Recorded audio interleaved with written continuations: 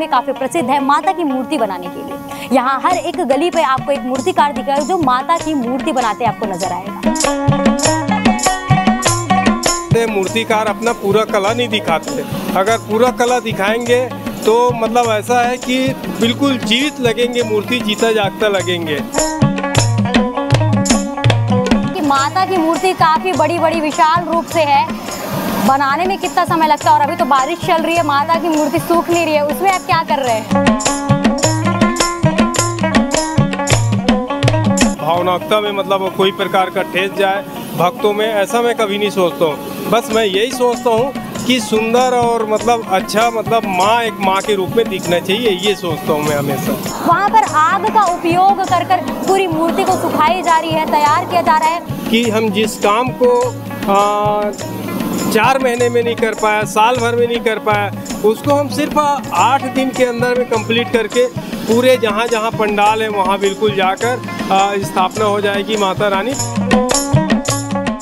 9 दिन नवरात्रि आने को है और माता 9 दिन विराज कर अपने भक्तों को जो है आशीर्वाद देंगे और इसकी जो तैयारी है बड़े जोर शोर से पूरे देश भर में चल रही है। और आज हमारी केपी की न्यूज़ की जो टीम है वो आज आ पहुंची है थनौद में।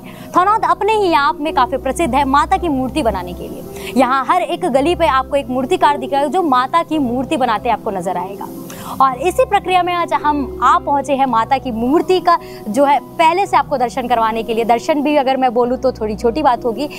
ये इस समय हम आप पहुंचे हैं, आपको माता की मूर्ति को बनाने के लिए कितना समय लगता है और उसकी तैयारी अब क्या कुछ अंतिम चरण पर है। हम आपको ले चलेंगे अंदर राधे श्याम आर्ट गैलरी में जहां पर मूर्तियां बन रही है। और मैं आपको बता दूं कि जो राधे श्याम भैया हैं उनकी मूर्ति न ही केवल दुर्ग भिलाई में बल्कि अन्य राज्यों में भी जो इनकी मूर्ति शान बनकर सामने आती है।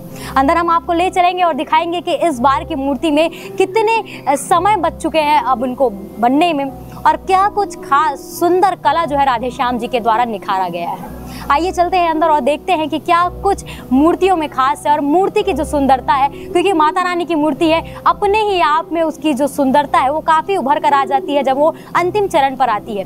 पर जब अभी कुछ ही दिनों बाद में ये पंडाल में विराजने वाली है, पंडाल में विराजने से पहले इसमें कितनी सुंदरता और क्या कुछ अंतिम चरण पे माता की मूर्ति है उसे हम आपको अंदर दिखाएंगे और हम अपने मूर्तिकार जी से भी बातचीत करेंगे और जानेंगे उनसे कि कितनी मेहनत लग रही है इस मूर्ति को बनाने में। क्योंकि कुछ ही दिनों पूर्व अगर हम बोले या आज की हम बात करें तो बारिश काफ़ी तेज हो रही है। इस बीच में मूर्तिकारों को कैसे समस्याओं का सामना करना पड़ रहा है ये भी हम जानने की कोशिश करेंगे काफ़ी करीब से। आइए चलते हैं अंदर और देखेंगे कि क्या कुछ खास इस बार राधे श्याम आर्ट गैलरी से हमको देखने को मिलेगा। ये राधे श्याम आर्ट गैलरी जहाँ पर राधे श्याम जी के द्वारा और उनकी टीम के द्वारा लंबे समय से जो माता की मूर्ति है उसकी तैयारी की जा रही है और ना ही केवल जैसे कि मैंने आपको बताया कि दुर्ग और भिलाई की ये जो है मूर्तियाँ शान बनती है बल्कि अन्य जिलों में भी जो है इस जगह की मूर्ति थनौद की मूर्ति अन्य राज्यों में भी जाती है। देख सकते हैं माता पूरी तरीके से तैयार है, बस कुछ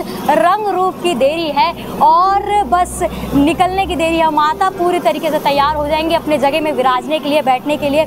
इस वक्त हमारे साथ मौजूद हैं इस आर्ट गैलरी के कर्ता धर्ता राधे श्याम जी। इनसे हम जानेंगे कि क्या कुछ खास इस बार है और कहाँ तक इनकी मूर्तियाँ जा रही हैं और कितना समय और कितनी कड़ी मेहनत लग रही है इस बार की मूर्तियों में। भैया, हमेशा आपकी मूर्ति के चर्चे काफ़ी दूर दूर तक होते हैं, ना ही केवल दुर्ग भिलाई में बल्कि अन्य जिलों में भी होते हैं, अन्य राज्यों में भी होते हैं। कहाँ तक आपकी मूर्ति जा रही है? सबसे पहले मेरे मूर्ति का खासियत ये है कि जो हिंदू धर्म में जो पूजा पाठ होते हैं एक माँ को माँ के रूप में बनाना चाहिए, है ना।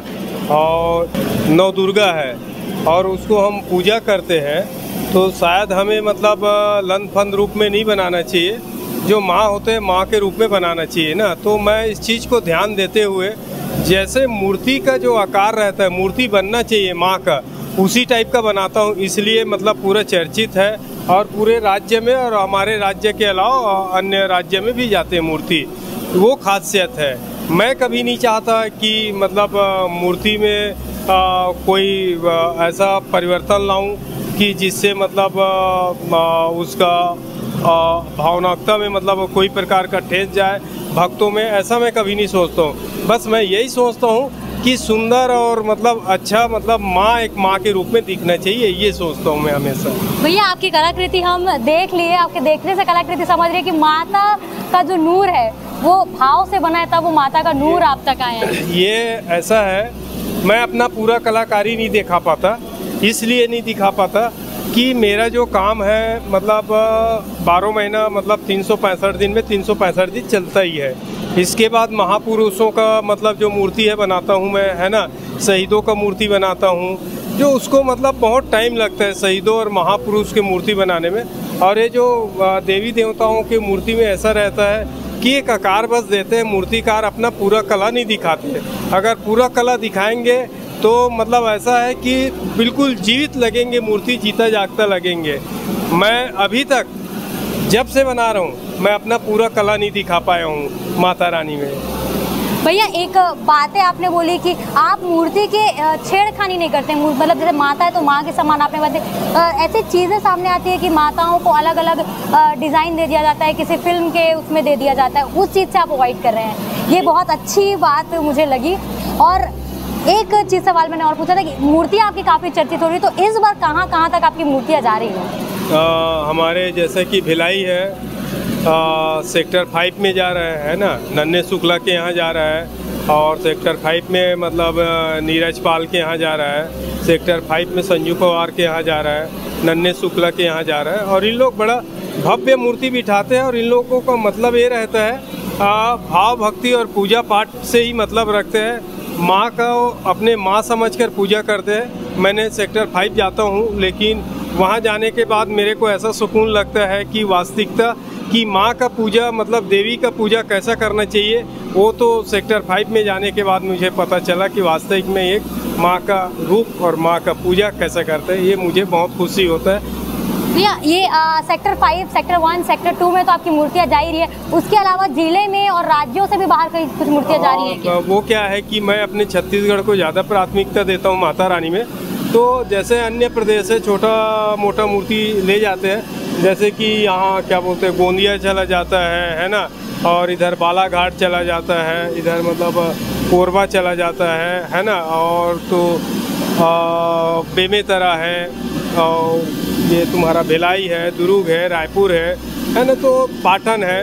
लोकल मूर्ति मतलब ज़्यादा बनता है माता रानी का, और मैं लोकल मूर्ति बनाकर इतना संतुष्ट रहता हूँ कि ये गांव-गांव में स्थापना होता है, और गांव-गांव में स्थापना होकर इस माता रानी का पूजा पाठ करके मैं देखता हूँ होली दिवाली से भी बड़ा पूजा मतलब त्यौहार मनाया जाता है गणेश और दुर्गा के। एक जानकारी मुझे और चाहिए कि माता की मूर्ति काफ़ी बड़ी बड़ी विशाल रूप से है, बनाने में कितना समय लगता है? और अभी तो बारिश चल रही है, माता की मूर्ति सूख नहीं रही है, उसमें आप क्या कर रहे हैं? ये तो बहुत सुंदरी बात पूछ ली हमसे कि बचा है अभी सिर्फ 8 दिन, और मेरे पास मूर्ति है 45 से 50 मूर्ति है, और ये तो मैं नहीं कर पाता, मेरे में हिम्मत ही नहीं है कि इस मूर्ति को तैयार कर लूँ। ये जो भी है माता रानी का शक्ति है, उनका भक्ति है, और उन्हीं के कृपा से ये हम साक्षात देखते हैं कि हम जिस काम को 4 महीने में नहीं कर पाया, साल भर में नहीं कर पाया, उसको हम सिर्फ 8 दिन के अंदर में कंप्लीट करके पूरे जहाँ जहाँ पंडाल है वहाँ बिल्कुल जाकर स्थापना हो जाएगी माता रानी। तो अपनी खुद की ही शक्ति से जाकर ये स्थापना हो जाती है माता रानी का, ये शक्ति है। भैया मूर्तियाँ कब से यहाँ से निकलना चालू हो जाएंगी? ऐसा 8 दिन पहले निकलना चालू हो जाते हैं, लेकिन बारिश की वजह से मंडल वाले पार्टी वाले भी अभी मतलब थोड़ा ध्यान नहीं दे रहे, लेकिन इस बार सभी पूरे छत्तीसगढ़ का मूर्तिकार जो है पीछे हो चुका है काम से। क्या है, वायरल फीवर था, उसके बाद फिर मौसम ख़राब हो गया है ना, तो इससे बहुत फ़र्क पड़ा हमारे मूर्तिकार भाइयों को। दिन और रात एक करके माता रानी को कंप्लीट कर रहे हैं। कंप्लीट करने का मतलब ये है कि सेवा है जी।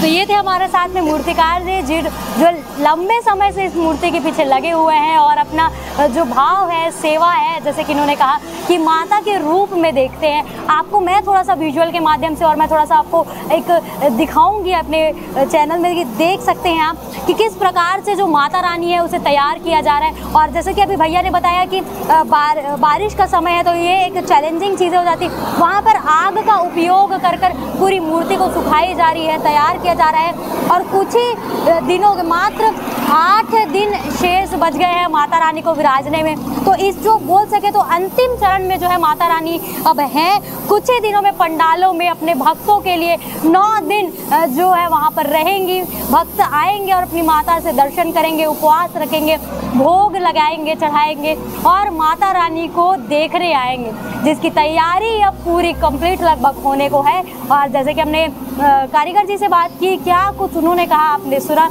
कि कितना सुंदर सहज तरीके से ये पूरी तैयारी वो करते हैं। हम आपको पूरे विस्तार से दिखाएंगे कि माता रानी अपने अलग अलग रूप में, कितने सुंदर रूप में माता यहाँ पे विराज है। आप देख सकते हैं माता के एक एक अंग को कितने सुंदर तरीके से भाव से रूप दिया गया है। माता के चेहरे से ही देख के पता चल सकता है कि कितनी सुंदर ये जो मूर्ति है आगे निखर कर सामने आएगी। और माता रानी जब विराजेगी तो उस पंडाल की और भी 4 चांद लगा देगी।